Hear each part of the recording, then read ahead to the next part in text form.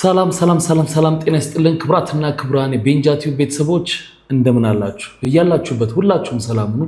ዛሬም እንግዲህ እንደተለመደው ምርጥ የሆኑ ቪዲዮዎች ይዤላችሁ መጥቻለሁ። እነሱን እያየን ሪላክስ እናደርጋለን። እኔ ሀሳብ አስተያየቴን ከዚህ በቀጥታ ለእናንተ አደርሳችኋለሁ። እናንተ ደግሞ ሁሌ እንደምታደርጉት ሀሳብና አስተያየታችሁን የኮመንት ሴክሽን ላይ በነፃነትና በጨዋነት ማስፈር ትችላላችሁ ማለት ነው። እንደምታውቁት እንግዲህ እዚህኛውም ቻናል ላይ ከ20 ቀን በኋላ ለመጀመሪያ ቀን ነው የመጣሁት። በባለፈው እዛኛው ቻናል ላይ ያያችሁኝ ሰዎች ነግሬያችኋለሁ። ዛሬ ደግሞ አዲስ ለምታዩኝ ትንሽ ልበላችሁ ብዬ ነው። ያለሁት ኢትዮጵያ ነው። ጊዜያዊ ስቱዲያችን ውስጥ ነው ያለነው። ከዚህ አሪፍ ፖድካስቶች እየቀረጽን ነው። ሪያክሽናችንን ጀምረናል። ላለው ለውጥ የድምፅ ባክግራውንድ ምናምን ስለሁሉም ነገር በቅርቡ እስከሚስተካከል ድረስ ይቅርታ እንድታደርጉልኝ እጠይቃለሁ። እስከዛ ታገሱን፣ እናስተካክላለን። ለዚህ ቻናል አዲስ ሆናችሁ ደግሞ ቻናሉን ሰብስክራይብ በማድረግ ቤተሰባችሁን ነው። ሁላችሁም ደግሞ እኔ እርሴቴን እስካደርግ ድረስ እናንተ ቪዲዮ ላይክ አድርጉና እንጀምራለን። ሰላም ወንድም፣ ምግብ እያስሞከርን ነበርና ቀምሰህ ከወደድከው ግማሹን ትከፍላለህ፣ ካልወደድከው ግን ችግር የለውም። እስኪ ሞክር። እያስሞከራችሁ አዲስ ቤት ከፍታችሁ ነው? አዲስ ቤት ነው። ኦኬ።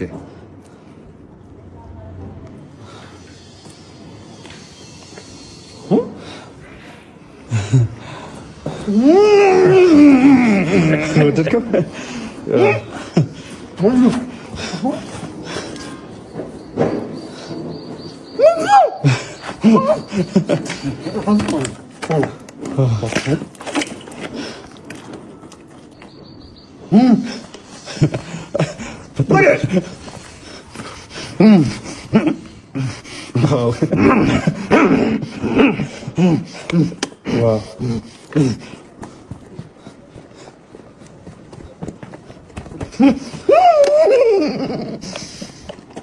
ማን ምን ያስገባችሁበት? ወደድከው?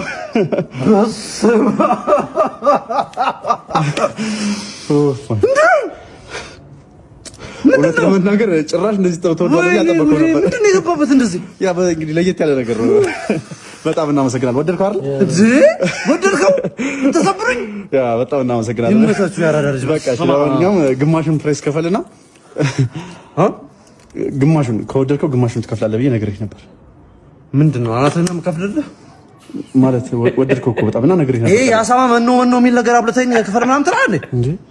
ይገዝ ወደድከው ያየሆነ ነው ነው የት ነው የሚሄደው? ሌላ የለም አላስኩም። ሌላ ይገዝ ይወጣ። አንዳንድ ምግብ ሪቪው የሚሰሩ ቭሎጎች ምናምን አይታችኋል? በስማ ግምት ያረጉትና ነው ምናምን የሚሉት ነገር አለ። ሌላ ታሪክ ከጣፈጠ ነው። አንዳንዴ በጣም ያካብዳሉና ፍቅር አንድ ሰው ወጥቶ ሲመለስ ግን አያንኳኳም እንዴ? ባለትዳር ቤት ማንኳኳት እኮ ነበረ። በአንተም ችግር አለብህ። ብታንኳኳ አትሊስት ምግቡን ይደብቁታል። ወዮ አባቴ ወዮ ጓደኞቼ በዱባይ በሀገር ውስጥ ያላቸው አጽናኑኝ። አሁን በዚህ ብስቅ በእኔ የሚፈረዳል ወይ? ወንድሜ እግዚአብሔር ያጽና። አይዞ ሁላችንም ወደዛው ነን። አይዞ እንደዚህ አታልቅስ። ወንድ ልጅ እንደው ሲያለቅስ እኔ አይዞ ወንድሜ። ግን አንድ ጥያቄ አለኝ። ተቀጥሏል ሀዘኑ ከዱባይና ከሀገር ውስጥ ውጭ ያሉትን አይመለከትም ነው ወይስ ኑዛዜው ላይ እንደዛ ነው የሚለው? እኔ እንዳትቀያየም ብዬ ነው። ሰው ባለጌ ነው። እንግዲህ እኔም ደርሻለሁ። ያው የአቅሜን ኮፒ ሊንክ እና ሪፖስት አድርጌያለሁ። የእዝንም መኒጋን ነገር ልኬያለሁ። ፈጣሪ እንግዲህ አባትን ነፍስ ከጌመሮች ጎን ማለቴ ከደጋጎቹ ጎን ያሳረፈልን፣ ነፍሳቸውን ደግሞ በቲክቶክ አዋርደል ማለቴ በአጸደ ገነት እንትን ይበል። ሀዘንህን እንግዲህ ቫይራል ያውጣ። ሀዘንህን ያጽና፣ ያበርታ ወንድሜ አይዞ። እና ሁላችሁም እንግዲህ ለቅሶን በእንትን ድረሱት። ያው ግን ከእንባህ ንፍጥህ ቀደመ። እንደው አረዲያ እንደ ወደው አይሱቁ ሆነ እኮ ነገሩ። በጣም እኮ አንዳንዱ ነገር ግራ ያጋባል። በእርግጥ አንዳንድ ጊዜ የሆነ ሀዘኖች ላይ ውጭ ሀገር ያሉ ሰዎች መምጣት ላልቻሉ ሰዎች ቪዲዮ ኮል ተደርጎ ምናምን ይደረጋል። ምንም ችግር የለውም። ግን ፕራይቬት ቪዲዮ ኮል ማለት ነው። ላይቭ ግን ምንድን ነው? በፍጹም በምንም አይነት ማስረጃ ልክ ሊሆን አይችልም። በፍጹም ተጣልታ ነው የምትልሽ። በእርግጠኝነት ደግሞ እሺ ምን ሆናችሁ? ምን ተፈጠረ? ከጎረምሶች ጋር የምትለው ልጅ ስታፈቅር እሺ ናፍቀኛል አልኩት ደውዬለት። ከዛ በኋላ እኔም ናፍቀሽኛል አለ። ከዛ የኔ ይበልጣል አልኩት። በምን አውቃለሁ ሲለኝ እቅፍ አበባ፣ ቸኮሌት፣ ሎሊፖፕ ከዛ የውስጥ ልብስ አድርጌ ላኩለት። ከዛ በኋላ አንቺ ትጫወቻለሽ፣ ትቀልጃለሽ እንዴ? ከዚህ በኋላ እንደውም አይንሽም ማየት አልፈልግም አላለም። ለምን አንድ ላይ ታዲያ እንትን ሞዴስ አድርገሽ ጠቅላላ አድርገሽ ለማን አትሰጠሽው? ለዚህ እንዳይሆን ቅር ይሁን እንዴ እና ድጋሚ ላክለት ወይ ሶቱኝ እንጂ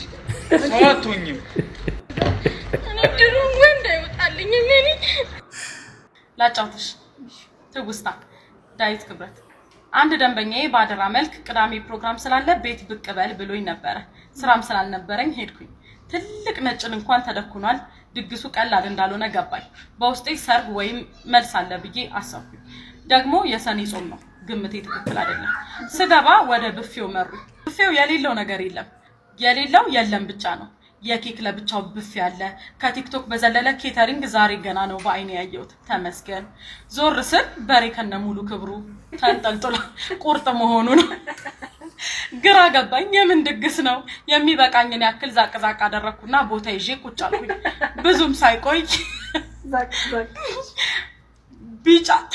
ቢጫ ጋውን ያደረገ ህፃን ልጅ መድረኩ ላይ ወጣ ከዋልኩ ለኬጂ ምርቃት ነው ቁርጦ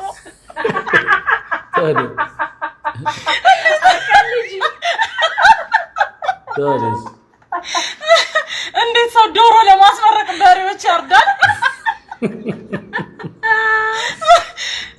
ንግግር ሊያደርግ ድምጽ ማጉያውን ተቀብሎ በጣፋጭ አንደበቱ ስለመጣችሁ አመሰግናለሁ በመቀጠል ምስጋና ማቅረብ እፈልጋለሁ አባዬ ሳትሰለች ምሳ ስላሰርክልኝ እማዬ ሳትሰለች ምሳ ስላሰርሽልኝ አመሰግናለሁ ያላንቺ በጣም ከባድ ነበር ጉዞ የህይወት ጉዞ አባዬ ሳትሰለች ትምህርት ቤት ስለወሰድከኝ በጣም አመሰግናለሁ ያለ እናንተ በጣም ከባድ ነበር ብሎ ስቅስቅ አለቅሶ ማለት እናትና አባትም ተቃቅፈው ስቅስቅ እኔም ስቅስቅ ላለቅስም ባይኔ ሊሞላ ነበረ ያልሞላው ኑሮ ትዝ ሲለኝ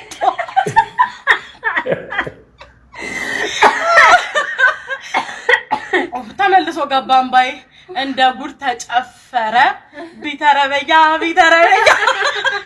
እኔ በፈረሳችን ዋያ እንደዚህ ያለን ስንከራከር ቦላቦሊ ይዞ ገባ እንዳለ አስነካነው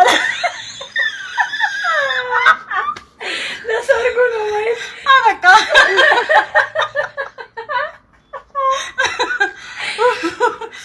እናት ጠዋት ተነስታ ሳትሰለች ምሳ ያሰረችበት ከባድ ነበር ይሄ ሁሉ ባይደረግልኝ ኖሮ እዚህ ምርቃት ላይ አልደርስም ነበር ምናምን እንደፈነ ያስጋል ግን ይሄ የኪንደርጋርተን ምርቃት በጣም እየከበደ ሄዷል ወዴት እየሄደ እንደሆነ እኔ እንጃ በጣም ብዙ ነገር ሰዎች አስተያየት እየሰጡበት ነው መደረጉ ጥሩም ቢሆን በጣም ግን ባይበዛ ብዬ ነው ማስበው እውነት ለመናገር የአዲስ አበባ አየር በጣም ተመችቶኛል ቢሆንም አንዳንዴ ይገርመኛል ይሙቃል ይበርዳል ይዘንባል ሶስቱም በአንድ ቀን የማረርኩ አይደለም እውነቱ ነው አናቀውም እንዴ እናንተን ሀገር አየር ይበርዳል ሳይሆን ይቆርጣል ይሞቃል ሳይሆን ያቀልጣል አይደል እኔ እንደ ባለሙያ ሆስፒታል ውስጥ ሰው ሲሞት እየሳኩ አልቅሻቃለሁ ብላችሁስ እንዴት አትሉኝም የሆነ 20ዎቹ እድሜ ውስጥ ያለ ወጣት ጥይት እንዳይመታኝ ብሎ እዚህ ክንዱ ጋር አስማት ያስቀብራል ከዛ ይሄ ያስቀበረው አስማት ስቴራይል በሆነ መንገድ ስላልሆነ ቴታነስ ታሞ ነው ሆስፒታል የመጣው ከዛ የሰውዬ ጥይት እንዳይገለኝ በጥይት እንዳልሞት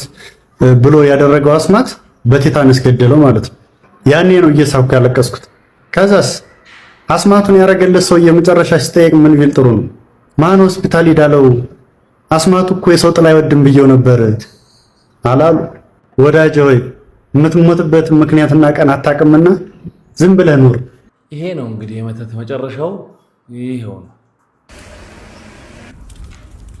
ለአያቴ አንድ ሲኒ ቡና 30 ብር እንደከፈልኩ ስነግረው አመመው ሁለት ቡና ስንት 60 ብር ለምን ቡና 60 ብር ገባኩ ሲኒ ቡና ማርያም እግዚአብሔር 60 ብር ከፈልክ 60 ብር ሁለት ቡና ለሁለት ቡና 60 ብር እግዚአብሔር 30 ገባ 30 ብር እኔ እኮ ባይጠጣ ይሻላል እኮ ማርያም ባይጠጣ እግዚአብሔር ቢቀር ይሻላል ይሄ ቢሆንዋ አቦይ ተስፋይ ናሳራን ና عند النخل እውነት እኮ ነው። አንደኛ ጊዜው አጭር እኮ ሁሉ ነገር በጣም የጨመረበት መጠን በጣም ጊዜው አጭር ነው። ያው እኔም እዚህ ስላለው እያየሁት ነው። በቃ እንዴት አይነት ላለመደው ሰው በተለይ በጣም ላልሰማ ሰው እነዚህ ትልልቅ ሰዎች ሲሰሙት ሰቀጠጣቸዋል። ደያስ ማን ነው ግን? እስቲ ዛሬ ስለ ደያስ ነው የምናነሳው። ሰላም ቤተሰቦች፣ ሁሉ መልካም? ሰላም ወንድሜ፣ ሁሉ ሰላም? ዛሬ አጭር ቪዲዮ ነች፣ ከእንትናችንም ትንሽ ወጣ ይላል። ብዙ ጊዜ እስር ቤት ምግብ ደያስ ይባላል፣ ሰምተህ ታውቃለህ? አሁን ላይ ያው ይሄ ባራዳ ቋንቋ ምግብ የተለያየ ስያሜ ያለው ቡሌ ይባላል፣ ፈዋ ይባላል፣ የሆነ ወቅት ደግሞ ደያስ ይባላል። ስፔሻሊ የእስር ቤት ምግብ የማረሚያ ቤት ምግብ ደያስ ነው የሚባለው። ነገር ግን ደያስ ማለት የሰው ስም ነው። ሐሰን ደያስ ይባላል የታሪኩ ባለቤት። ለማረሚያ ቤት ምግብ ያቀርብ የነበረው ሰው ነው ይሄ ሐሰን ደያስ። ደያስ የተባለው በስሙ ነው። ምንድነው? በደርግ ሰዓት ለማረሚያ ቤቶች ጨረታ ይወጣል። ለማረሚያ ቤት ምግብ የሚያቀርቡ ሰዎች ብዙ ሰዎች ጨረታውን ይሳተፉና ምግባቸውን ነው ሰርተው ያቀረቡት። አንዳንዶቹ ስጋ ወጥ ባልጫ በቀዩ አደረጉ። አንዳንዶቹ ደግሞ የተለያዩ አትክልቶች ምናምን ያሉበት ምግቦችን ሰርተው ያቀርባሉ ለማረሚያ ቤት የተለያየ። ከዛ ተቀምሶ የዚህኛው ለፍ ይላል። የሐሰን ደያስ ምግብ ለመብላት በጣም እንትን የሚል ነው። ሶሪ ለቃሉ በቃ በጣም የሚሸክክም ይቀፍ ምግብ ነው። ምናልባት በፊት ጊዜ የታሰረ ያውቀዋል ይሄንን ምግብ። በትሪ ነው ወላ የምትከተክተው፣ ቶሎ ነው የሚረጋው። ምንድነው ስታሰር የምታረጋው? ምግቡን ትቀበልና ትሪው ላይ ያንዱንም ታነባብርና ታስቀምጠዋለህ። ሲቀዘቅዝ ነው በቃ የሚበላው። እንዴ ከርተፍ እያልክ ነው ራሱ የምትቆርጠው። በትሪ ነው የሚቆርጠው። የእውነት ግነት አይደለም። ምናልባት የቀደምት ሰዎች ታሳሪዎች ያውቁታል። ይሄ ምግብ በጣም በቃ የሚመች ምግብ አይደለም። ከዛ ሐሰን ደያስ ይሄን ምግብ ይዞ ሲቀርብ እንደው ለመቅመስ እንኳን ፍቃደኛ አይደሉም የማረሚያ ቤቱ ኃላፊዎች በሰዓት በወቅቱ የነበሩ። ምግቡ በቃ ምንም ሳይበላ ገና እንዴት ይሄን ምግብ ነው ብለህ ታመጣለህ ሁሉ አይነት ተባለ። እንዴ ምን እያላችሁ ነው? የኔ ምግብ ነው መመረጥ ያለበት። ምክንያቱም እስረኛ ስጋና ምናምን ካበላችሁት ሶታ ደምኑን ታረመ። አንዱ እኮ በምግብ ነው መታረም ያለበት የሚል መከራከሪያ ይዞ ይመጣና ሐሰን ደያስ አሸነፈ። ለማረሚያ ቤት በቃ ምግብ አቅራቢ ሆነ ማለት ነው። በዛ የተነሳ ምግቡ ደያስ የሚለው ስም ተሰጠው። ይሄን ታሪክ ታውቁ ነበር ከዚህ ቀደም? እንደመቻችሁ ተስፋ አደርጋለሁ። አመሰግናለሁ። ሐሰን ደያስ ሰው መሆኑን አውቅ ነበር፣ ግን የተመረጠበትን መንገድ ነበር ማላቀውና እውነትም ደግሞ ያሳማኝ ነገር ነው አይደል? እስቲ እናንተ እስረኛ በጣም እንደዚህ መጎሳቆል አለበት መበደል አለበት ትላላችሁ ወይስ? እርግጥ ነው እስረኛ መቀጣት አለበት። ሲቀጣ ኮምፎርት ከተሰማው የሚተኛበት ቦታ በጣም ኮምፎርት ከሆነ የሚበላው ኮምፎርት ከሆነ አልተቀጣም ማለት ሙሉ በሙሉ ባይቻልም መታሰር የሰው ልጅ በራሱ መገደቡ በራሱ ከባድ ቅጣት እንደሆነ ሆኖ ሳለ እነዚህ ነገሮች ላይም ሲጨመርበት በጣም ከባድ ቅጣት ይሆናል ብዬ አስባለሁ። እናንተስ ምን ትላላችሁ? አስቤዛ በየስንት ጊዜው ነው የምታደርጊው? አጠቃቀምሽስ እንዴት ነው ያላችሁ ብዙ ጊዜ ትጠይቁኛላችሁ። ስለዚህ አብሬ ዛሬ ጥያቄያችሁን እመልሳለሁ እና ዛሬ አስቤዛ ወጥቼ አደረኩኝ። ልጆቹ ክረምት ስለነበረ እንዴ አስቤዛ እንደዚህ ነው እንዴ? የኛ ቤት አስቤዛ ላሳያችሁ። ይኸው የሩብ ሽንኩርት ወር ነው የምንጠቀምበት። ማን ጭራሽ ዘይትም አለሽ? እኛ ቤት እኮ ዘይት የለም። በእንትን ነው የምንሰራው፣ በውሃ ውሃም ካለ ነው፣ ከሌለ ሀባብ ነው የምንጠቀመው ማለት እንዴ። ጉዲፈቻው ሰጂኝ አንቺ የገዛሽው እኮ እኛ ሰፈር ሱቅ ነው እኮ ማለት ምንድነው ማየው እማ ልዩነታችን በጣም ሰፍቷል ጌታዬ። አንዳንዱ ቤት አስቤዛ አንዳንዱ ሱቅ መክፈቻ ነው። ቤት የሚሸጥ አይቼ ነበር። የሚሸጥ አለ። እሺ እኔ እንኳን የደወልኩት ኧረ በእናትህ እኔ ወንድም ጎዳና ልውድቅ ነው። እስኪ ሸጥ ልኑርበት። ወደ ቀዳሚው ዜና እናልፋለን። ከ1 ሚሊዮን ብር በላይ ፈጅቷል የተባለው ድልድይ በገጠሪቱ ኢትዮጵያ ተመረቀ። ደስ ይላል። ድልድዩ በመመረቁ በደስታ የዘለሉት የአካባቢው ነዋሪዎች ከዚህ በፊት የሚዘሉት ወንዙን ነበር።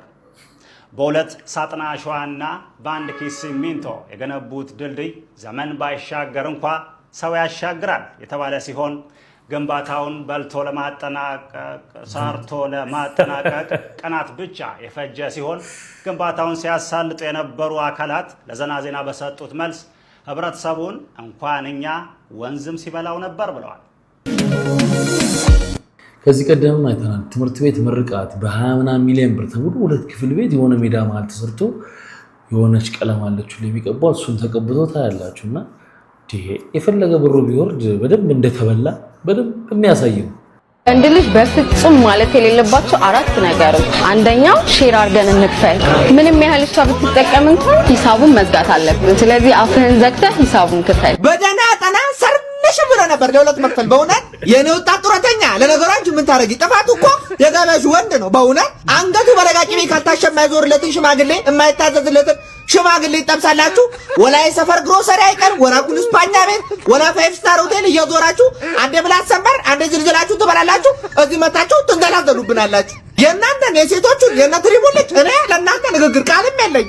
እኔ እናንተን አሳልፌ ነው ለዝጌር የምሰጣችሁ። እርሶን ግን ልምከሮት ጋሼ በእውነት እኔ ምንም ደርሶ የሰባን ታናሹት መሆን ወንድ ልጅ ነኝ። እኔ ምክር መስማት አለበት በእውነት። ምን ነው ጋሼ በገዛ ገንዘቡ ምን አለ ቺክ እንኳን የሚመርጡ በእውነት እንደዚህ ፖግባን አድርጎ የመሳሰሉ ቺኮች እነዚህ እኮ የበረሃን በጣ በላችሁ እኮ በቃ ቢበሉ የማይጠረቁ እንደው እሱ አስተዋይ ስለሆኑ ነው እንጂ ጥሬ ስጋ የጋበዟቸው። እነዚህ ሴቶች ቅቅር ቢጋብዟቸው አስቡት።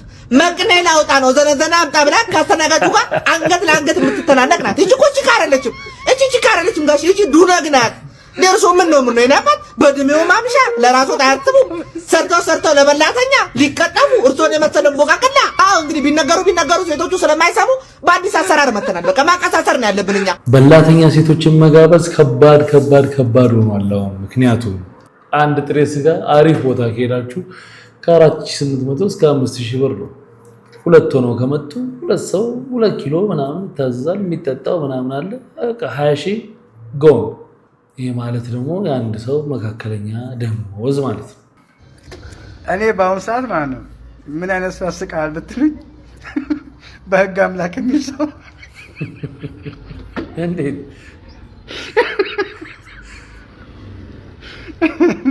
በህግ አምላክ አንድ የዓለም የፋይት ታሪክን ለመቀየር ጥረት ከሚያደርግ ሰው ኮመንት ውስጥ ገብተህ ፋራ ከእውቀት ነፃ ምናምን ብለህ ትኮምታለህ። እኔ ማለት እኮ በልት ለመቁጠር አይደለም። ሳይንስ አምጪውን ሰው ስለ ሳይንስ እንዴት ልታስረዳት ትሞክራለህ? አባቴ ሰክሮ ቤት ሲያወራል። ኧረ የምን ሳይንስ ነው ወንድሜ? እነሱንም ተዋቸው እኛንም ተወን እባክህ። አይዞኝ ወንድሜ ሊነጋ ሲል ቁርስህን ብላ። ወንድሜ የሰው ወሬ አትስማ፣ የኔን ግን ስማኝ ተወን።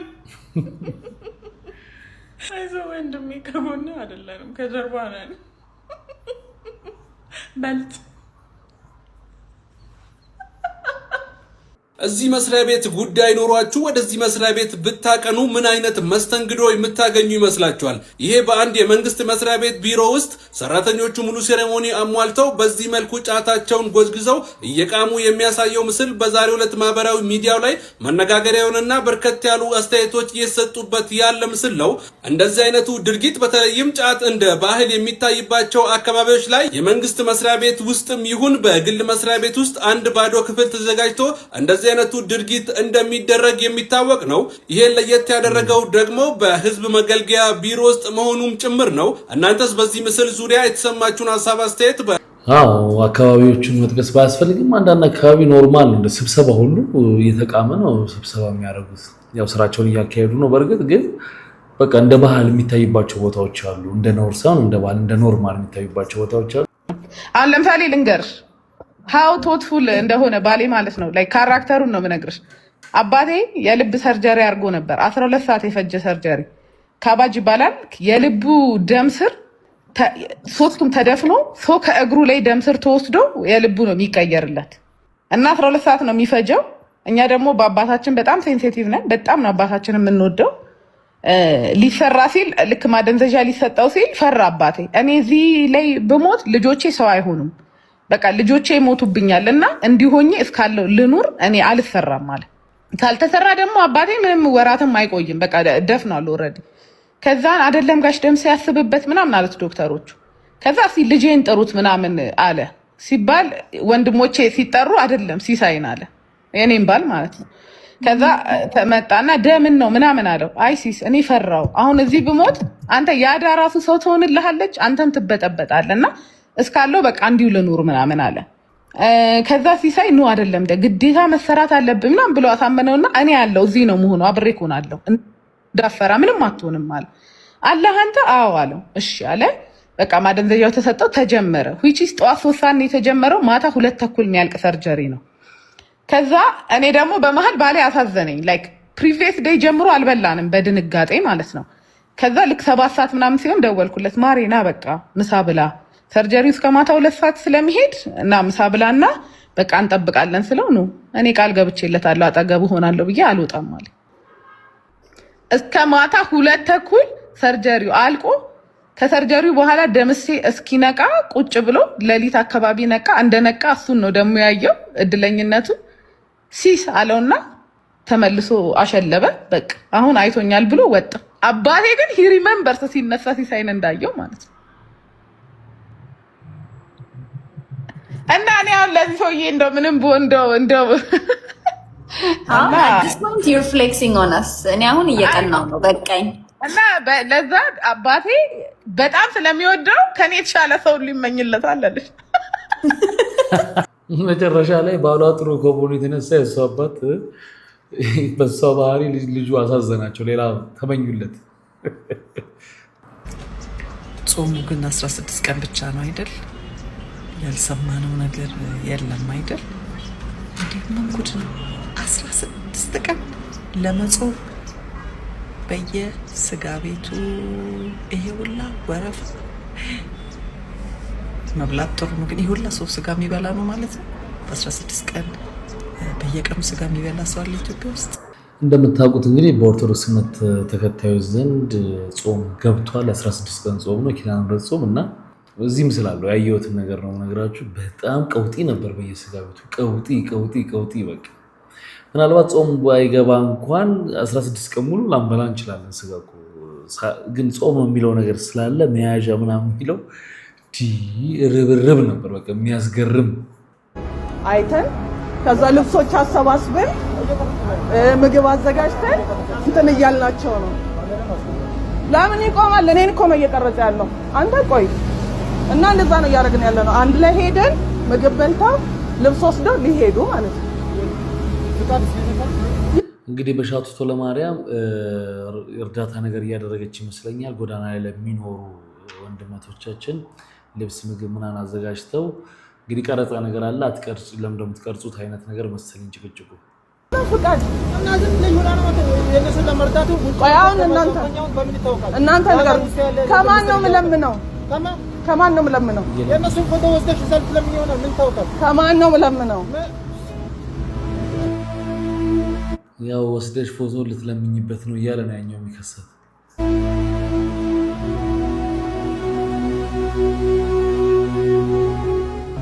ምን ሆነ ሰው ከዚህ በፊት እንደ ፈረንጆቹ ይቀርጹ ነበር። ለዛ አጋጣሚ እንዴ ማስፈል ይኸውልህ፣ በአንተ ምክንያት ነው ሰው የማይረዳው። በእንዳንተ አይነት ሰው ምክንያት ነው ሰው የማይደርስላቸው። ለምን አልቀስርም? ልክ አይደለም። በጣም ጥሩ ስራ አይደለም። ምንድነው ሰው ነኝ ዴ ባለሙያናት ሰው የረዳሽ ነው።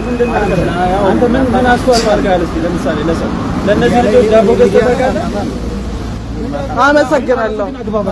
መጀመሪያ ምን እንደምትሰራ በስርዓት ጠይቅ። በአግባብ ልጆቹ ጋር ከተሰጠ ሰው ከፊት እየተደረገ እሱ እየቀረጸ ነው። እሺ እኛ ከየት ነው የመጣን ያለ ነው?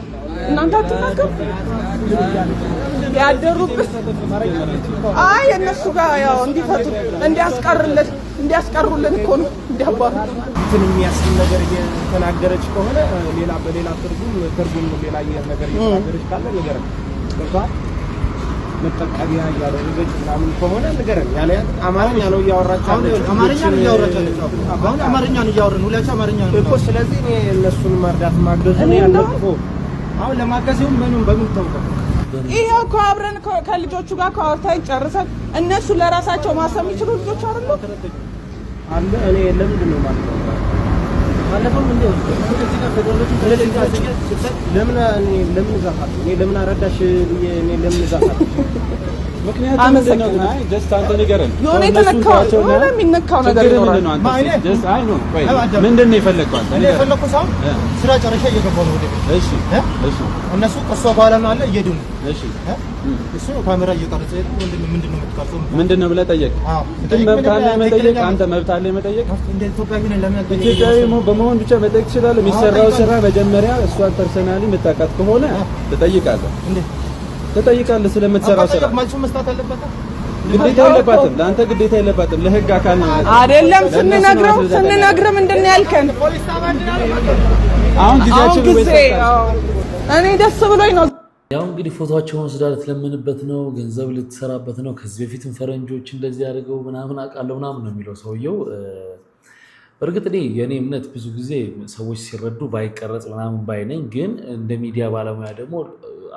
አንዳንድ ነገሮች ባደራ የሚደርሱ ነገሮች አሉ ሰዎች አዋተው ከሆነ ያንን ገንዘብ ለነዛ ለሚረዱ ሰዎች እንዲደርስ የሚያደርጉት እነዛ ሰዎች እንደደረሰኝ ማስረጃቸው ያ ነገር ለመድረሱ ተቀርጾ ሲያዩት ነው እነዚህ ሰዎች ማየት ሲፈልጉ ደግሞ በግል ማየት ቢችሉ ጥሩ ነበር ግን አሁን በቃ ስለተለመደ በቃ ተቀርጾም ቢረዳ ይሻላል ሰው ባይነኝ ማለት ቢቀረጽም በቃ ይረዳ ሰው ያገኝ ለሌላ ትርፍ እስካልሆነ ድረስ እና አሁን ሰውየው በቃ ገና ለገና ብሎ ስጋት ግልጽ የሆነ ጥያቄ ነው ለኤቢ ማርሻል እኔ ዩቲናስ በጣም ነው ጂዋገን መኪና የምወደው በጣም ነው የምወደው ብራበስ በጣም ነው የሚመቸኝ በጣም እና ህልሜ ነው ሶ መንዳት ፈልጋለሁ እና ዱባይ ልመጣ ነው ሶ ታስነዳኛለህ ወይ እኔ ፍላጎቴ አረቢያን ግሬ ነው ግን ያንተ አርሚ ከለር ነው የሚባለው እሱ ነው ኢትስ ኦኬ ብቻ መንዳት ፈልጋለሁ እና ካስነዳኝ በጣም ደስ ይለኛል በፎሎወሮቼ ስም እጠይቅሃለሁ እስከምገዛ ድረስ በደንብ አድርጎ ነው የሚያስነዳሽ በነገራችን ላይ ዱባይ ያን ያህል ኤክስፔንሲቭም አይደለም ራስሽን ከፍለሽ ከኪራይ ወስደሽ መንዳት የምትችይበት እድል አለ ብዬ አምናለሁ ካልሆነም ግን ኤቢ አለ ምን ችግር አለ ያስነዳሽ በህይወትሽ ውስጥ ያጋጠመሽ ከባድ የምትይው ፈተና አለ ወይ ካለስ ያ ፈተና ምንድነው ሙቻለሁ ብዬ የተነሳሁበት ቀን አሁን ከ2 ወር 3 ወር ምናምን አይሆንም 3 ወር ምናምን የመኪና አክሲደንት መኪና እየነዳሁ ድራይቭ እያደረኩ ነበርና እና በቃ እንዴት እንደሆነ ማላቅም እንደተፈጠረ ማላቅም እኔ ግን ከዛ ውስጥ የታየኝ መኪናዬ እንደዛ ሁና እኔ ኖርማል ሰው ሆነሽ ወጣሽ ምንም ሳልሆን ዝጋ እግዚአብሔር ሆይ አመሰግናለሁ መኪናዬ ምን አገባኝ አይ ዶንት ኬር አትርፈኛል የልብ በሽተኛ በሆንስ እዚህ ጋር የሆነ ነገር እግሬ ቢቆረጥስ የሆነ ነገር በሆንስ ምንም ነገር እዚህ ጋር አፈነኝ እንትኑ የኤርባግ ጋቢና ኤርባጉ እሱ ፈነዳ ከዛ እዚህ ጋር እንትን አለኝ ተጫነኝ እና አፈነኝ እሱ አፈነኝ ትንሽ ልሞት ነበር አካባቢ ሰው ሲነግረኝ ራይዱ ሲነግረኝ ታፈንኩኝ ማለት ነው እና ራይድ ነው እግዚአብሔር ይስጠው በዚህ አጋጣሚ የኔ አባት ቴንክ ዩ ሶ ማች ታያዋለህ በጣም አመሰግናለሁ መቶ አተረፈኝ እንደዚህ መተንፈስ አቃተኝ ተጫነኝ በጣምና ያልኩ በቃ የሆነ ትንፋሽ እስኪያጥረኝ ድረስ መቶ ነው የደረሰልኝና እንዲህ መዞ ነው ያወጣኝ እግዚአብሔር ይስጠው ከዛ ልቤን ለትንሽ ቀን አመመኝ እዚህ ጋር ማለት በቃ ማውራት አልችልም እንደ እያልኩ ነበር የምሄደው እና ለትንሽ ጊዜ ታመሜ ነበር ልቤን ምናምን መቶኝ እና እግዚአብሔር ሆይ አልኩት በቃ ትችላለህ አሳየኝ መኪና ይነሳኝ እኔ ግን አተረፍከኝ ሶ ማማረር አለብኝ መኪናዬን አሳጣኝ ብዬ ማማረር አለብኝ የለብኝም ተመስገን አሁን እንደምታውቁት ቅርብ ጊዜ አክሲደንት አድርገው ነበር የአዶናይ ወንድምም አብሯት ነበረ እግሩ ተሰብሮ እስከ ቅርብ ጊዜ ድረስ በክራንች እየሄደ አይተነዋል ዋናው ነገር መትረፍ ነው እንኳን በህይወት ፈጣሪ ያተረፋችሁ ንብረት ነገ ከነገ ወዲያ ይተካ ኢንተርፖል ጎትቶ አምጥቶ ለፍርድ ሊያቀርበው ይገባል ብዬ ከማስበው ሰው አንዱ ይሄኛው ሰውዬ ነው ወልደ ጊዮርጊስ ይልቃል ቢተው ይሄ እኮ በቀላሉ ያደረገው እኮ ድሮ የሉም እነዚህ መለኮታዊ ኃይል አለን የሚሉ ጥንቆላ ውስጥ ነን ያለን የሚሉ ብር እናብዛላችሁ የሚሉ ተስፈኞች ማለት ነው። ያን ጊዜ ሰዎች ንቃተ ህሊና አይተው እነሱ ትልቅ መለኮታዊ ኃይል እንዳላቸው አድርገው ብርን እንደሚያባዙ አድርገው ብር የሚበሉ ሰዎች ይሄ ያንኑ ነው በዘመናዊነት ያደረገው። ንግድ ፍቃድ አወጣ። ሽንኩርትና ቃሪያ የሚሸጥ ሱፐርማርኬት የሚል ንግድ ፍቃድ አወጣና ከዛም በኋላ ምንድነው የሚያደርገው? አብረን እንስራ፣ ሽንኩርትና ቃሪያ እየወሰዳችሁ ትሸጣላችሁ ነው አግሪመንቱ።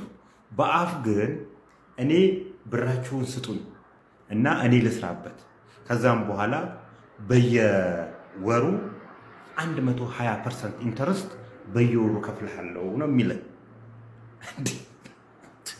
ለምሳሌ 40 ሚሊዮን ብር የሰጠ ሰው አለ ብሎ ሰው ነግሮኝ ደንግጫለሁ። 40 ሚሊዮን ብር ምንድን ነው የሚወልደው? ወልዶ እኮ ጨርሷል። 40 ሚሊዮን እኮ አርጅቷል እኮ ኦልሬዲ የጨረገ ወዴት ነው 40 ሚሊዮን ብር ያለው ሰው ሲጀምር እንዴት የንግድ ሐሳቤን አያውቅም? ወልደ ጊዮርጊስ ይልቃል ቢተው የእርዳታ ድርጅትና ይላል ብድር ይላል። እንደዚህ አይነት እንትን አለ ወይ? ሲጀምር ይሄ AI ዲቨሎፕ ያደረገው ነው። ይሄንን ያሳይህሽ እንዴት 40 ሚሊዮን ብር እያለህ በየወሩ 4 ሚሊዮን ብር ይወልድልኛልና እንካ ብለ 40 ሚሊዮን ብር ትሰጣለህ። ብድር ሌላ፣ እርዳታ ሌላ። 888 የሚል ደግሞ ከፍቷል። ይመጣል ብለው ደግሞ የሚጠብቁ ከመጣም ሊያኘከ ጨምሮ ሊያኘከ ነው። አይመጣም። ሲጀምር አይመጣም። እርግጠኛ ሆኜ ነው የምላችሁ። በአፕሊኬሽን ሊመጣ ይችላል። አድሬስ የለውም። ድሮ እኮ ጀሞ ላይ አድሬስ ነበረው። ስለዚህ ታገኘዋለህ ሄደ። አሁን ላይ ግን በአፕሊኬሽኑ ሊመጣ የሚችለው ከመጣ፣ ስለዚህ አድሬስ የለውም። አሁንም በተሻለ አማኔታ ኦልሬዲ አፍሶ ነው ሄደው። እውነቴን ነው የምላችሁ። በየቤቱ እንጉርጉር ውስጥ ነው ያለው ህዝቡ። በተለይ ጀሞ አካባቢ ያለችው ረቂቅም የወንድሙ ነው እየተባለ ነው። በረቂቅም በYBSም ነው የተበሉት። በጣም የሚገርም አበላል የተበሉት። ይሄ ሲምፕል ኤግዛምፕል የአራጣ ብድር ነው። የአራጣ ብድር እስከሆነ ድረስ በእርግጥ አበዳሪውንም ተበዳሪውንም የሚያስጠይቅ ቢሆንም ይሄ ሰውዬ ግን ከዱባይ በኢንተርፖል መጥቶ ትክክለኛው ፍርድ እንትን ሊልበት ይገባል። እናቱንና አባቱን አምጥቶ ወደ ዱባይ ይዟቸው እንደሄደና እህቱ መጨረሻ ላይ እንደወጣች ሰምቻለሁ። ሰሞኑን እንደውም ኢትዮጵያ ዕዳ በ5 ዓመት ውስጥ ምናምን መክፈል ይቻላል ምናምን የሚልም እቅድ ይዞ መጥቶ ነበር የሆነ ሚዲያ ከፍቶ ምናምንና እኔ በጣም ሁሌ ነው የሚገርመኝ። በቃ ሰዎች እየወሰዱ ስንት ዓመት ያጠራቀሙትን ስንት ዓመት የለፉበትን ገንዘብ ስንት ላባቸውን ያፈሱበትን ገንዘብ የሆነች ትንሽ ነገር እንደዚህ ብለው በሚያታልሉ ሰዎች አንስተው ብድግ አድርገው ቶሎ የሚሰጡት ነገር ሁልጊዜ የሚገርመኝ በጣም አስተዋል ይጠይቃል። እና እውነት ሜዳ ገንዘብ ተበልቶ ከሆነ ይህም ሰውዬ መጠየቅ አለበት። ግልጽ ነው። ጦርነቱ አንዴ ከተነሳ የኤርትራ መንግስት የሚባል አይኖርም። ይህንን የተናገሩት በኬንያ የኢትዮጵያ አምባሳደር የሆኑት ጀነራል ባጫ ደበሌ ናቸው። ጀነራሉ ከቢቢሲ ጋር ባደረጉት ቃለ መጠይቅ ምን አሉ? የተወሰኑትን ላሰማችሁ። ዋንስ ጦርነቱ ከተነሳ በኋላ የኤርትራ መንግስት የሚባል አይኖርም። ይሄን መታወቅ አለበት። ጂኦግራፊውም ይቀየራል። ፎር ዛት ማተር መንግስቶች ይቀየራሉ፣ ጂኦግራፊውም ይቀየራል። ዝም ብሎ አይነት አይደለም፣ በቀጠናው ማለት ነው። ለምሳሌ ያክል በኢትዮጵያና በኤርትራ መካከል ያለ ዲማርኬሽን የለም እኮ። እሱም ራሱ ሌላ ችግር ይፈጥራል። በኋላ ሌላ ችግር ይፈጥራል። ይሄ ይያዛል። የኤርትራ መንግስት አይኖርም። የኤርትራ መንግስት በማይኖርበት ጊዜ ምንድነው ሊመጣ የሚችል? አይኖርም። አዎ አይኖርም። በራሱ ይጠፋል። አይኖርም። ጦርነት አይደለም እንዴ? አሁን እኮ ጦርነት በሚሆንበት ጊዜ ሎክ ደጀንና ፍሮንት የሚባል ነገር የለም። በዚህ ዘመን የሚፈጠር ጦርነት ደጀንና ግንባር የሚባል የለውም። ሁሉም ግንባር ናቸው። ይሄ ማለት ምንድነው? አስመራና በባድመ አካባቢ ያለው ግንባር አስመራ ደጀን ሆኖ ባድመ ግንባር ሊሆን አይችልም። ሁለቱም ግንባር ናቸው። የቀነው ጭስ ማን ያዘዋል? አሁን የሰራው አዲስ ቪዲዮ አለ፣ ስለ መተት ያወራው አለ። ማየት ትችላለህ። ይኸው እዚህ ጋር ለጥፈው ከቻልክ ማለት ነው። ሰሞኑን እየሰማሁት ያለሁት መተት ደግሞ ይገርማል። 900 ሺህ ብር ልካችሁ ለማን እንደላካችሁ ባታውቁ። ማን ያዘዋል? ሜቢ ኮቺንግ እፈልጋለሁ። 950 ሺህ ብር አውጥታችሁ የት እንደጠፋ ማታውቁ ከሆነ መተት ተደርጎባችኋል አላል ነው። እነዛ ብሏል። ስለዚህ ኮቺንግ ያስፈልገኛል። እኔ በጣም ብዙ ብር እያወጣው ነበር ይህ ሳምንት። እውነት ለመናገር ብዙ ወጪ ነው ያለብህ። በጣም አሁን እስኪ በቀን ስንት እያወጣው ነበረ? አይ ብዙ ነው እውነት ለምን ሰጥተልኝ ምግብ ማግዛቸው ሰዎች አሉ ምናምን ሰው ብዙ ነው ቁጥር መጥራት አልችልም።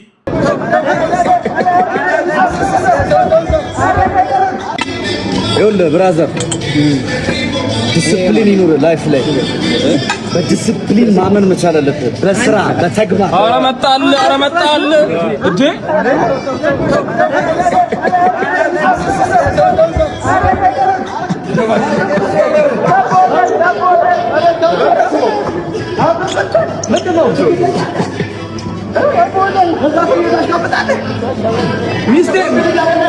ሚስቴ ምናምን ትላለህ ለሚስቴ ምናምን ለሚስቴ አንተ ከኋላ መተህ ሰው ትይዛለህ። ልቀቀኝ! አይ ልቀቀኝ!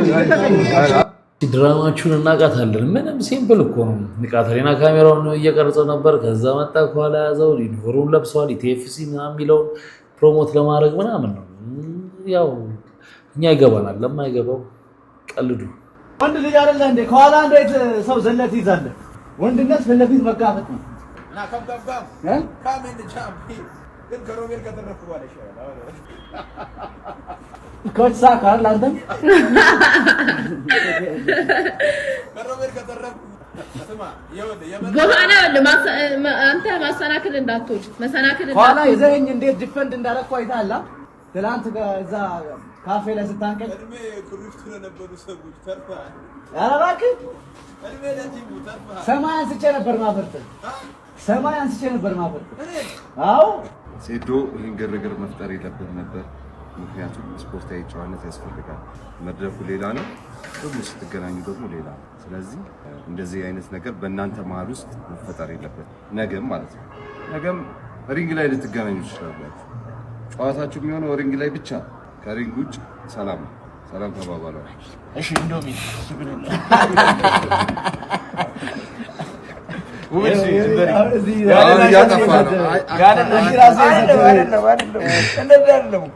የኛውንም በለው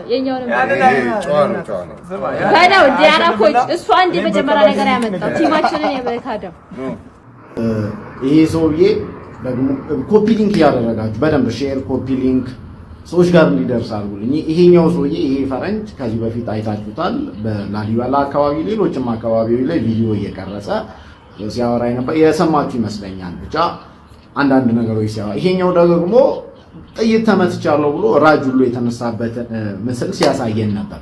ጆርዲ ደግሞ ኢትዮጵያ ነበረች፣ አሁን ተመልሳ ወደ ውጭ ሄዳለች። አየር መንገድ ውስጥ የገጠማትን እንግልት፣ ፖሊሶች ያደረሱባትን እንግልት በርከት ባለ ክፍል ቲክቶክ ላይ አጋርታለች። የእሷንም ገብታችሁ ልታዩ ትችላላችሁ። ቱሪዝማችን አሪፍ እንዲሆን ብዙ እየተሰራ ነው ወይንም ይባላል። ይሄ አያስከፋ ይሆናል፣ ግን እንደዚህ ዲቴል ሊታዩ የሚገባቸው ቦታዎች አሉ። አየር መንገድ ውስጥ ሰዎችን ትሪት የሚያደርጉበት መንገድ የኢሚግሬሽን ሰራተኞችም ሊሆኑ ይችላሉ፣ የኤርፖርቱ የአየር መንገዱ ሰራተኞችም ሊሆኑ ይችላሉ።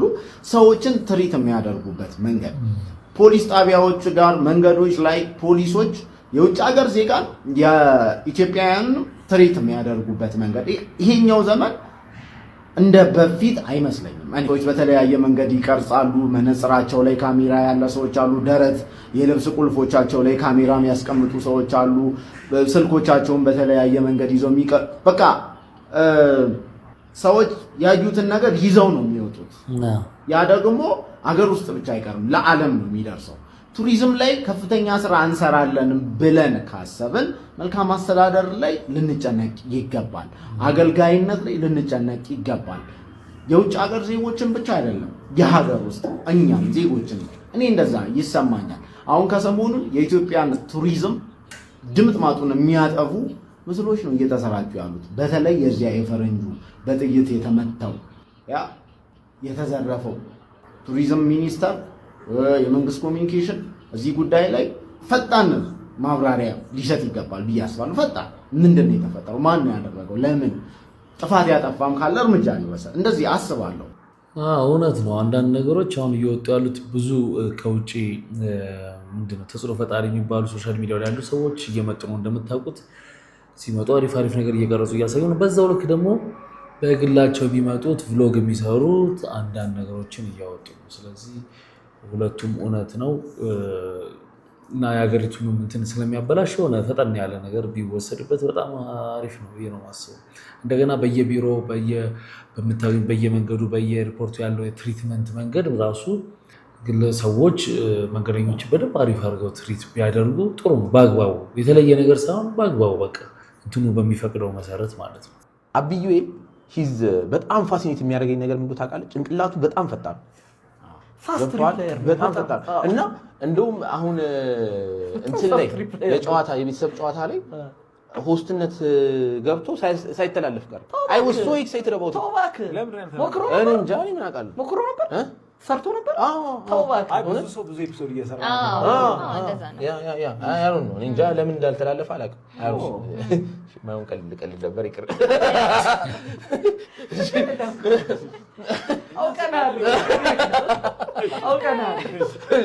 እና ቀረ ማለት ነው። እና በጣም ሞድለት እንትኑ ሂዝ ፋስት ኢናፍ ቱ ቲንክ እንደውም የሆነ ጊዜ ሰጀስት ራሱ አድርጌ ነበር። ሂዝ ፋስት ኢናፍ ቱ ቲንክ እና ሂዝ ሃምብል ኢናፍ ቱ ሊስን ደግሞ የሆነ ቶሎ ያስባል። ከዛ ደግሞ ሃምብል ነው ለማዳመጥ ደግሞ ፍቃደኛ ጆሮ ያለው ሰው። ስለዚህ አሁን እሱን ስታየው ማለት ነው አብዩኤልን ስታየው ይሄ ልጅ እንደዚህ ነው መስራት ያለበት ልትላችን ቶታሊ ዲፍረንት እንትን ገብቷላ። ከዛ እኔ እንደ አብዩኤል ሁን ብትለኝ ማለት ነው በጭራሽ የማልችለው ነገር ነው። በቃ ያው እንደና አብዩኤል ምናምን ያሉ ልጆች በነፃነት መቀለድ የሚችሉ ልጆች ሜንስትሪም ሚዲያ ላይ መምጣት አይችሉም። ምክንያቱም ሜንስትሪም የራሱ የሆነ ህግ አለው የሚባል የማይባል እንደዚህ የሚባል ስላለ እሱን ነገር ከተቆጣጠረ ደግሞ ያ ሰው ያለው የራሱ ተሰጥኦ የተለየ ስለሚሆን ገደብ ተደረገበት ማለት ነው። ስለዚህ የሰውየው ውበት አይወጣም። ስለዚህ ለዛ ሊሆን ይችላል ብዬ አስባለሁ። እና ሚኒስትሪም ላይ አንዳንድ ሰዎች የማይሆኑበት አጋጣሚ አለ። አግብቻለሁ፣ ወልጃለሁ። ያው አንዳንዴ ህይወት እንደፈለግከው አይሆንም። እኔ ደግሞ ኃይለኛ ነኝ ማለት የሆነ ነገር እውነትን ከያዝኩ አለቅ ስተት አለቅ። አንዳንዴ ለምሳሌ እንደው በይሉኝታ ለፊው እንደው ቻይ እንደው የድሮ ሴቶች ሚስቶች ምናምን እንደው እንደዚህ ይችላሉ ምናምን ነው ይሄን አለቅ። ሁለት ደግሞ ለከታለሁ አንዳንዴና እኔ አሁን ጠንካራ እናት ነኝ። ልጆቼን ካለ አባት 8 ዓመት በላይ አሳድጌያለሁ ብቻዬን። ጀግና እናት ነኝ እና ብዙ ጊዜ ሚዲያም ላይ ብናገርም ባልናገርም ምንም የሚፈይደው ነገር የለም። ግን በዚህ አጋጣሚ ልጆቻቸውን ብቻቸውን ለሚያሳድጉ እናቶች ጀግኖች ናችሁ። አሁን ወደ ሌላ ህይወት ገብቻለሁ። ግን አንድ ትዳር ካልሆነ ሌላ ደግሞ ለአንተ የተጻፈላል ገባረለ የተለየ ነገር ይላልዋል። አዎ ስለዚህ ራሳችሁ እንዳትጥሉ ራሳችሁን ጠብቁ። አንዱ ባይሳካ ሁለተኛ ሰክሰስፉል ትሆናላችሁ። ዋናው እናንተ ፍቅር ስጡ። የምናውቃት እንግዲህ ማበዴ ነው በሚለው ዘፈኗን 90ዎች ላይ በደንብ ትታወቃለች። በጣም መንፈሳዊ ህይወት ውስጥ ገብታ እንደነበር ዘፈን እንዳቆመች ከዚህ በፊትም ሰምተናል እና እውነትም ጀግና ነች በጣም። ይቅርታ አድርጉልኝ ሚኮ ማይክ በኢትዮጵያ የዲጂታል ሚዲያ ዓለም ውስጥ በተለያዩ የፕራንክና አነጋጋሪ ይዘቶቹ የሚታወቀው ወጣቱ የይዘት ፈጣሪ ሚኪያስ ተክለማርያም ወይንም ሚኮ ማይክ በይፋዊ የፌስቡክ ገጹ ባሰራጨው ግልጽ ደብዳቤ አማካኝነት በህዝቡ በወዳጆቹና በቤተሰቦቹ ዘንድ ቅሬታን ፈጥረው በነበሩ ቀደምት ድርጊቶቹ ላይ ይፋዊ ይቅርታ ጠይቋል። ታዲያ ሚኮ ማይክ ባወጣውና በስነ ልቦናዊ እውነታዎች ላይ የተመሰረተ ህዝባዊና ግላዊ ማብራሪያ በሚለው በዚህ ደብዳቤ ላይ ከዚህ ቀደም በማህበራዊ ሚዲያ ገጾቹ የተለቀቁና ብዙዎችን ቅር ያሰኙ ቪዲዮዎችን በክፋት ወይንም ሰዎችን ለመጉዳት ታስበው የተደረጉ አለመሆናቸውን አስታውቋል። ታዲያ ማይኮ በማጠቃለያውም ለተፈጠሩ ስህተቶች በሙሉ ኃላፊነቱን ወስዳለሁ። አድናቂዎቼ፣ ጓደኞቼና ቤተሰቦቼ እውነታውን ተረድታችሁ በይቅርታ እንድታልፉኝ በአክብሮት እጠይቃለሁ ሲል አጋርቷል። እንግዲህ በዚህ ጉዳይ ላይ ብዙ ሰዎች ብዙ ነገር ሲጽፉ አስተያየት ሲሰጡ ሰምቻለሁ። ከነዛ መካከል የውጭ ጠጋጠጋ ደግሞ ሌላ ነገር ለማምጣት ነው ብለው ያሉ ሰዎች አሉ። አንዳንዶች ደግሞ የልብን ካደረጉ በኋላ የሆነ ነገር ሲፈልጉ ተመልሰው ወደ ህዝቡ ለመቀላቀል ይቅርታ ይላሉ የሚላሉ። አንዳንዶች ደግሞ ያው ይቅርታ ቢደረግለት ምንም አይደለም። ሰው ስህተቱን አምኖ ችግሩን አምኖ ይቅርታ ከጠየቀ ጥፋት ነው ብሎ ካመነበት ያደረገውን ነገር ይቅርታ ከጠየቀ ይቅርታ ቢደረግለት ምንም አይደለም የሚሉ ሰዎች አሉ። እናንተ የትኛው ነው ሀሳባችሁ? እስቲ ኮመንት ሴክሽን ላይ አስቀምጡልኝ። ሚኪ ማይኮ ይቅርታ ጠይቋል። እንግዲህ አንድ ማህበረሰብ የራሱ ፍርድ ቤት ያስፈልገዋል የምለው ለዚህ ነው። አንዱ ተነስቶ የአንድ ማህበረሰብ ባህል፣ ሃይማኖት፣ አስተሳሰብ ላይ ይቀልዳል፣ ይሳደባል። ይሄን የሚያደርገው ከዛው ማህበረሰብ ገንዘብ እያገኘ ነው። ስለዚህ ሚኪ ማይኮ ጥሩ ምሳሌ ነው የሚሆንልን። ከዩቲዩብ መንደር ቀድሞ የመጣ ቀድሞ የተጠቀመ ነገር ግን መልሶ የደከመ ማህበረሰብ ያለ ነው። ማህበረሰብ ተቻለች ምን ይጠቅማል በብዙ ተረክ። ስለዚህ ህብረተሰቡ ደግሞ የሱን ቪዲዮ ባለማየት ቀጣው ማለት ነው። ከዚህ በላይ ዳኝነት አለ? ፍርድ ቤት ብትሄድ ሲጀምር ማህበረሰብ ብትሰድብ፣ ሃይማኖትን ብትሰድብ፣ ባህልን ብትሰድብ እንደው አንዳንዴ ያገባናል የሚሉ አካላት መጥተው ይከሱልሃል እንጂ ማን ይከስልሃል? ቢከሰስልስ ፍርድ ቤት የሚሰጠው ፍርድ እንደው አጥጋቢ ነው? አጥጋቢ አይደለም። አጥጋቢ ፍርድ የምትፈርደው በጥቅሙ ስትመጣ ነው። እሱ የሚያረጋቸውን ነገሮች ባለማየት እሱ ጥቅም የሚያገኝበትን ቦታዎች ላይ ጥቅሙን እንዳያገኝ በመከልከል። ከዚህ በላይ ፍርድ እኮ የለም። በስነ ስርዓት ይማራል። ሌላውም አካል በስርዓቱን ይዞ እንዲሰራ ያስገድደዋል ማለት ነው። ስለዚህ ማህበረሰብ የራሱን ፍርድ ቤት እንደዚህ አቋቁሞ እንደዚህ እንደ ሚኪ ማይኮ ሊቀጣው ይገባል። ሚኪን አሁን ህብረተሰቡ ይቅርታ አይበለው የማውቀው ነገር የለም፣ የኔ ጉዳይ ነው። ነገር ግን እኔ በግሌ ይቅርታ ብየዋለሁ።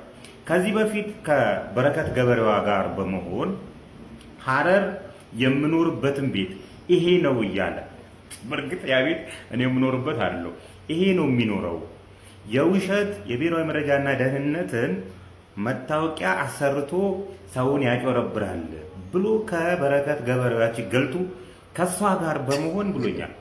ነገር ግን በጊዜ ሂደት እሱንም ቢሆን ሰው አሳስቶኝ ነው ይቅርታ ብሎ ለሚመለከታቸው አካል ሄዶ ይቅርታ ብሏል። ስለዚህ እኔ ይሄንንም ያልከውን ነገርም ህብረተሰብን እንትን ያልከው እንደ አንድ ግለሰብ ይቅርታ አድርጌልሃለሁና ሌሎቻችሁም እንደዚህ አይነት ቅጣት በተለይ እነዚህ ሌባ ድርጅቶች ላይ ከነሱ ባለመገበያየት እነሱ የሚያደርጓቸው ክንዋኔ ውስጥ ባለመግባት ፓርቲሲፓንት ባለመሆን እነዛን ድርጅቶች ግለሰቦች አሳምረን ፍርድ ቤት ሳንሄድ ጠበቃ ሳንቀጥር ሳንመላለስ እንደዚህ ልንቀጣቸው ይገባልና ሚኪ ማይኮ ትክክለኛውን ቅጣት አግኝተሃልና ተመልሰህ ወደዛ ባለጌ መንደር ውስጥ እንዳትሄድ። በልደታው የአርቲስቶች ችሎት ያነበበው ውጥረት፣ የፊንቴክ ክስ፣ የዩቲዩብ ቃለ ምልልስ መዘዝና የአርቲስቶቹ የፍርድ ቤት ውሎ እስከ መጨረሻው ተከታተሉት። የልደታው ከፍተኛ ፍርድ ቤት ቅጥር ግቢ ዛሬ ረፋድ ላይ የጭንቀትና የጉጉት ድባብ አጥልቶበት አርፍዷል። ሁልጊዜም በስክሪን ላይ በፈገግታና በድምቀት የምናውቃቸው ታዋቂ የጥበብ ሰዎች እንዲሁም ቲክቶከሩ መንሱር ጀማል በከባድ የፊንቴክ የኢንቨስትመንት ማጭበርበር ወንጀል ተጠርጥረው የሕግ ሚዛን ሲጠባበቁ በችሎት ፊት ታድመዋል። ይህ የፍርድ ቤት ውሎ የተለመደ የሕግ ክርክር ብቻ አልነበረም። ክሱ ዋስትናውና ከችሎት ውጭ የተሰነዘሩት ቃላት የተጋጩበት አጓጊ የሙግት አውድማ እንጂ። ችሎቱ ስራውን ሲጀምር የአርቲስቶቹ ጠበቆች ያቀረቡት የክስ መቃወሚያ ውድቅ መደረጉን ዳኛው በመዶሻቸው አረጋገጡ። ይህ ውሳኔ በተከሳሾቹ ፊት ላይ የከበደ ስሜት ያሳረፈ ሲሆን ፍርድ ቤቱም ተከሳሾቹ በቀረበባቸው ክስ ላይ የእምነት ክህደት ቃላቸው እንዲሰጡ ለጥር 2 ቀን 2019 ዓ.ም ተለዋጭ ቀጠሮ ሰጥቷል። የችሎቱ ትኩሳት ያየለው ግን አቃቤ ሕግ 5 ገጽ የፈጀ ከባድ የክስ አቤቱታም ይዞ ሲነሳ ነው። ቀድመን በዘሐበሻ እንደነገርናችሁ አቤቱታው ያነጣጠረው ተከሳሾቹ እግረኛው በተባለው የዩቲዩብ ገጽ ላይ ቀርበው በሰጡት ቃለ ምልልስ ላይ ነበረ። አቃቤ ሕግ በቁጣ ስሜት እንደገለጸው ጉዳዩ በፍርድ ቤት እየታየ ባለበት ወቅት ተከሳሾቹ መግለጫ መስጠታቸው የፍትህ አጣጡን ሂደት የሚያዛባና በሕግ ላይ ተጽዕኖ የሚያሳድር ነው። በዚህም መሰረት አቃቤ ሕግ በሚከተሉት ታዋቂ አርቲስቶች ላይ የሰጠው ዋስትና እንዲነሳና ቅጣት እንዲጣልባቸው ለፍርድ ቤቱ ጥብቅ ጥያቄ አቅርቧል። ሰራዊት ፍቅሬ፣ ሰለሞን ቦጋለም፣ ይገርም ደጀኔ፣ ወንድም ካሌድ፣ ዳንኤል ተገኝ፣ አብርሃም ግዛው። ይህ ያልተጠበቀ የአቃቤ ሕግ መብረቃዊ ጥያቄ የጠበቆችን ጠረጴዛ አናውጦታል። የተከሳሽ ጠበቆች በአቤቱታው ላይ ተዘጋጅተው በቂ ምላሽ እንድንሰጥ ተለዋጭ ቀጠሮ ይሰጠን ሲሉ ዳኛውን ተማጸኑ። አቃቤ ሕግ በበኩሉ ጊዜ ሊሰጣቸው እንደማይገባና ዛሬ ከሰዓት በኋላ መቅረብ እንዳለበት በመሞገት የችሎቱን አየር አሟሟቀው። ፍርድ ቤቱ ግን የሁለቱ ነገሮች የሞቀ ክርክር ካዳመጠ በኋላ የአቃቤ ሕግን የዛሬውኑ ጥያቄ በማለፍ ተከሳሾች ተዘጋጅተው መልስ እንዲሰጡ ለጥቅምት 2 ቀን ተለዋጭ ቀጠሮ ሰጥቷል። በዚህ ዕለት ቃለ ምልልሱ ሲሰጥ አብሯቸው የነበረው ጠበቃም እንዲሁም ተክለ ሃይማኖት አዳነ የራሳቸውን አስተያየት ይዘው እንዲቀርቡ ፍርድ ቤቱ ጥብቅ ትዕዛዝ አስተላልፈዋል። ከነፃነትና እስር ፍልሚያ ባሻገር ተከሳሾቹን ሌላም የህልውና ጥያቄም ባለፈው ችሎት አቅርበው እንደነበር መዘገባችን ይታወቃል። በከፍተኛው ፍርድ ቤት የታገደብን የባንክ ሂሳባችን ይለቀቅልን ሲሉ ባቀረቡት አቤቱታ ላይ አቃቤ ሕግ የራሱን አስተያየት ይዞ ሐምሌ 29 ቀን እንዲቀርብ ትዕዛዝ ሰጥቶ የነበረ ቢሆንም የዘሐበሻ ምንጮች እንዳረጋገጡት ይህ የገንዘብና የንብረት ጉዳይ በነገው ዕለት በችሎት ይታያል። የህግና የሚዲያ ትኩረት ያረፈበት ይህ የፊንቴክ ማጭበርበር ክስ በቀጣዮቹ የፍርድ ቤት ውሎች ምን አዳዲስ ገመናዎችን እንደሚያወጣም አጓጊ ሆኗል። ለዚህ ነበር ብዙ ሰዎች ሀሳብ ሲሰጡበት የነበረው። እኛም በፖድካስት ቻናላችን ላይ ሀሳብ ሰጥተናል። ሳይጠናቀቅ መጥቶ ያን ኢንተርቪው መስጠታቸው ትክክል አልነበረም። ምክንያቱም የፍርድ ሂደቱ እየሄደ ሰው ጭንቅላት ውስጥ ሌላ ነገር ለማስገባት የፍርድ ሂደቱን ያስተጓጉላል የሚል ጥያቄ ነበረ። ልክ አልነበረም የሚል ነበር። እውነትም ያው ልክ እንዳልነበረ እየሰማን ያለ ነው። እንግዲህ መጨረሻውን እናያለን። የቲቪ ፕሮግራም አቅራቢዋና የሶሻል ሚዲያ ተጽዕኖ ፈጣሪዋ ዳናዊት መክብብ ቀርቦባት ከነበረው ክስ በነጻ ተሰናበተች። ዳናዊት ከኤቢኤል ኮንሰልታንሲ ኃላፊነቱ የተወሰነ የግል ማህበር ቤተልሔም ታደሰ፣ ገሊላ በለጠና ቤል ተስፋዬ ከተባሉ ሌሎች ተከሳሾች ጋር የፍትሐ ብሔር ክስ የተመሰረተባት ከወራት በፊት እንደነበረ ይታወቃል። ቁጥራቸው 13 የሆኑ ከሳሾች እነ ዳናዊት ወደ ውጭ ሀገር እንልካቸዋለን በማለት ከእያንዳንዳችን 437 ሺህ ብር ከተቀበሉ በኋላ ሳይልኩን ቀርቷል በሚል ክስ ለፍርድ ቤት አቅርበውባቸው ነበር።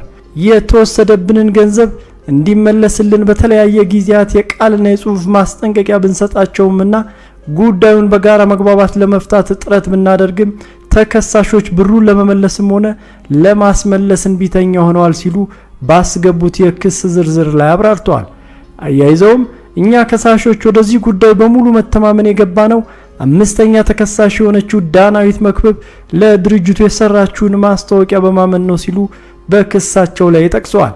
ለወራት ክሱን ሲመለከት የቆየው የፌዴራል የመጀመሪያ ደረጃ ፍርድ ቤት ቦሌ ምድብ 4ኛ ፍትሐ ብሔር ችሎት ትናንት ሐምሌ 28 ቀን 2018 ዓ.ም በዋለው ችሎት አራቱን ተከሳሾች ጥፋተኛ በመሆናቸው በአንድነትና በነጠላ ገንዘቡን ሊከፍሉ ይገባል ሲል ውሳኔ የሰጠ ሲሆን አምስተኛ ተከሳሽ ዳናዊት መክብብ ስራውን የሰራችው የንግድ ፍቃድ አይታ ነው፣ ስለዚህ ልትጠየቅ አይገባም፣ ከክሱ በነጻ ተሰናብታለች ሲል እንደወሰነ ሰምተናል።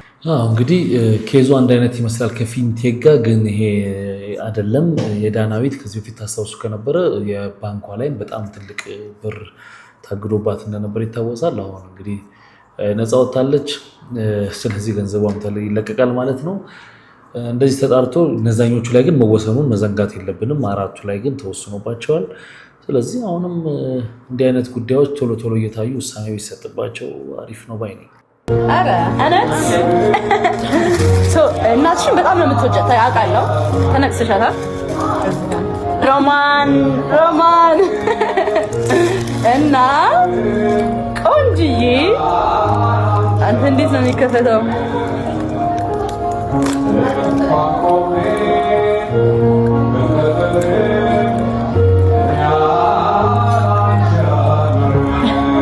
እምቢ አለ ማርያምን ምን አስበው ነው? ሰላምን አፍሮ ነው? ታግኛለሽ? አንቺ ከከፈሽው ጀግና። እንዴት ነው ያሰሩት? ይሄ በጥርስ ነው የሚከፈተው። በጥርስ ነው የሚከፈተው። ዋው ናቲቱን ክሬቲቭ ሶ እኔ የገዛውልሽ በእናትሽ ስም ይላል ሮማን እኔ ራሴ አርጌዋለሁ ማርያም ኦሬዲ ታቶ አርጌያለሁ ብዬ ነው መሰለኝ ጌታን እኔ ደግሞ እናትሽ በጣም ስለምትወጃት አንጀቷን ልንካው በቃ ብዬ ፍስፍስ ነገር ነኝ ታውቂያለሽ አሁንስ ብታግዙኝ በማርያም ጥፍርሽ ነው ጥፍርሽ ባረግላት እኮ ነው አያምርም አይ በጣም ነው ስፍስ ይሰራ ጥፍሬ እኮ ነው ነገር ተቀብየሽ ምንሽ ሳንችል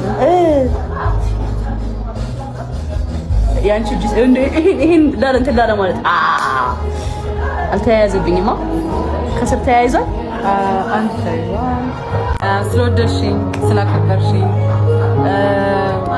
አንዳንዴ እኛም የሆነ ቦታ ስንደርስ የሆነን ሰው እያደነቅን አድገን ምናምን ከዛ በኋላ ሜቢ እነሱን ያህል ባንደርስ እንኳን የሆነ ቦታ ስንደርስ አንዳንድ ሰው ኮምፒቲሽን ውስጥ ይገባል ሰው ያንቺ እስካሁን መቆየቱ ሪል መሆኑ ነው የሚያሳየው ሰው የእውነት ስለአደነቅሽን ስለወደድሽኝ እግዚአብሔር ይገባሻል ጎበዝ ነሽ በስራሽ ነው ማለት ታውቂያለሽ በቃ ስራሽ አሪፍ ስለሆነ ጥሩም ሰው ነኝ እሱ ደግሞ በቃ ፍሬንድሊ ስንሆን አያዋለሁ አይ ጥሩ ሰው ነሽ እናቴ ትሙት እንዴ ጥሩነትሽም እኮ ይታያል እዚህ ድረስ የደረስኩት እኮ ፋንሽ የሆንኩት ላይክ ጥሩነትሽም ስለተጋባብኝ ነው ላይክ የሆነ ነገርሽም አያለሁ ታሳይናለሽ እኮ ፐርሰናልሽ ነው ራይት ሶ አንቺም ጊፍት አለኝ አንቺ እንዴት እኮ ነው ማለት ነው ፋንሽ እኮ ነኝ ማርያም ላይክ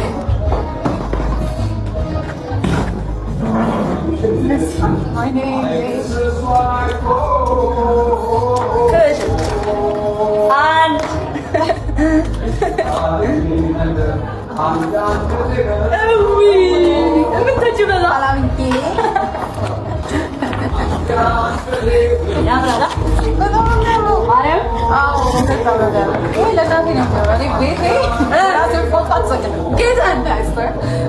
ለማሚ ሰጣታለሁ ወደዚህ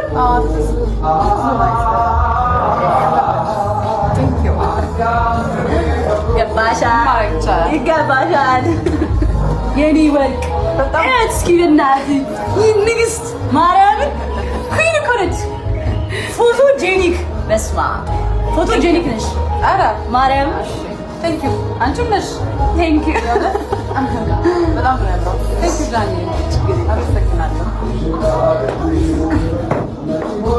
ወደሻቸው በጣም ብዙ ነገር ነው አረ ብዙ አይደለም ይሄ ላንቺ ትንሽ ነው በጣም ቆይ እዚህ ዲስትሪ ውስጥ አለ ሰው ያካያ ሰው እኔ አላውቅም አዎ አለ አቶ ጸጋይ ይባላል የዋላቭ ኢንተርቴይንመንት ባለቤት ነው የሚኖረው ጀርመን ነው ሰላም ሰላም ወዳጆቼ አድናቂዎቼ በስራዎቼ የምታበረታቱኝ በአጠቃላይ እንዴት ናችሁ እስቲ ዛሬ እንዳታሳልፉት ለማታቁኝ እንግዲህ እኔ ኮሜዲያን ሚሊዮን አበበ ነኝ የቤት ኪራይ በርካታ የኮሜዲ ሙዚቃዎች ወደ እናንተ እስከዛሬ ድረስ አድርሻለሁ እንዲሁም ድምጽ በማስመሰል ታቁኛላችሁ በፊልምም እንግዲህ የወንድሙ ጅራን ብቻ አይደለም የኔንም ዘንያ ራዳና ግንበኛ የተሰኙ ሁለት የኮሜዲ ቪዲዮ ክሊፖችን ለሱ ነው ተዋውዬ የሰጠሁት በጊዜው ስንዋዋል እንግዲህ በተመሳሳይ ጊዜ ነው የተጫኑት ከወንድሙ ጅራ ጋር እና በጊዜው ስንዋዋል 40-60 ነው ያለው ውሉ ላይ ማለት ነው በጀርመን ህግ ይዳኛል ነው የሚለው እዚሁ መስቀል ፍላወር ሆኖ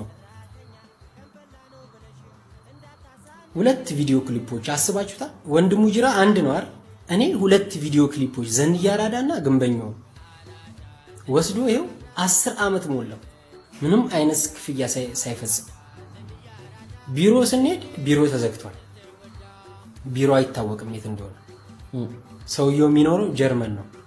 አቶ ጸጋይ ይባላል። የዋላፍ ኢንተርቴይንመንት ባለቤት። ትልቅ የሞራል ካሳ ልትክሰን ይገባል። በእውነት ነው የምልህ። ይሄንን ለኢትዮጵያ ሕዝብ እኔ ትቻለሁ አሳልፌ በእውነት ፍርዱን ማለት ነው። ምን አይነት ህሊና ያለ ሰው ነው ግን? ምን አይነት ህሊና ያለ ሰው ነው በእውነት? ምን አይነት ህሊና ነው ያለ? ይበላላል በቃ። አሁን የኛ እንደዛ ለፍተን የሰራ ነው። ምን አይነት ሰው ነው? ምን አይነት ፍጡር ነው ግን? ምን ያህል ዋጋ እንደሚያስከፍል ታውቃለህ? 10 ዓመት ሙሉ 2 ቪዲዮ ክሊፖች ወስደ ምንም አይነት ሳንቲም ሳትከፍል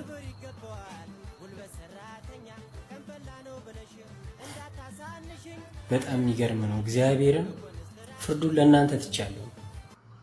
ወንድሙ ጅራ እንደውም አልጠቀሰም ነበር ስሙን መጥቀስ ምናምን ብሎ ነው የዘለለው። እንግዲህ ሚሊዮንም መጥቶ ተናግሯል ማለት ነው። አግባብ አይደለም። ያው እንግዲህ በሰዓቱ ምን እንደተፈጠረ ባናውቅም አንድ ሰው ግን እንደገና ከአይምሯቸው ያወጡት ስራ ነው። እንደገና ያን ለማስቀረጽ ምን ለማለት ገንዘብ አውጥተዋል ምን ብለዋል። እንደገና እንግዲህ ምንም አላገኙም ማለት ነው። እንግዲህ ክቡራትና ክቡራን ለዛሬ ይዤላችሁ የመጣሁት ቪዲዮዎች እነዚህን ይመስሉ ነበር። በአንዳንዶቹ ተዝናንተናል፣ በአንዳንዶቹ ደግሞ ቁም ነገር ወስደናል። ስትገቡ ላይክ ያላደርጋችሁ አሁን ላይክ አድርጋችሁ ውጡ። በሚቀጥለው ባሪ ቪዲዮዎች እንገናኛለን። መልካም ጊዜ። ባይ ባይ።